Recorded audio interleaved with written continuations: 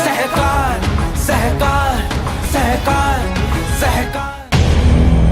Section 45 में permission आती है, ग्रांट और refusal of permissions. On receipt of an application under section 44 the planning authority may subject to the provision of this act by order in writing grant the permission unconditionally. तो जो IOD बोलते हैं, माड़ा में मेरे ख्याल से उसको LOA बोलते हैं और SRA में LOI बोलते हैं, यही डेवलपमेंट परमिशन है। तो इस परमिशन के अलग अलग नाम है अलग अलग डिपार्टमेंट में। Grant the permission subject to सब जनरल, एनी परमिशन रिफ्यूज भी कर सकते हैं, तो रिफ्यूज करते हैं तो उसका रीजन देना पड़ता है। Lapse of permission, every permission for development granted or deemed to be granted under section 45 or granted under section 47 shall remain in force for a period of 1 year।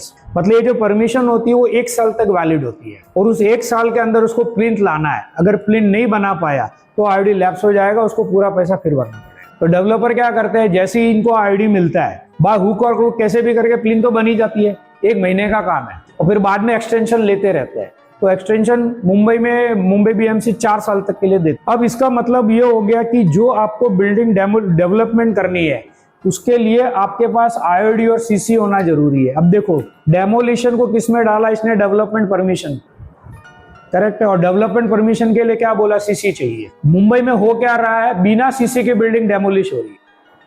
MRTP act clear बोलता है कि आपको demolition करना है तो आपके पास development permission चाहिए, बराबर। और CC जो है वो मैंडेटरी है, तो CC किसी के पास है ही नहीं। सहकार सहकार सहकार सहकार।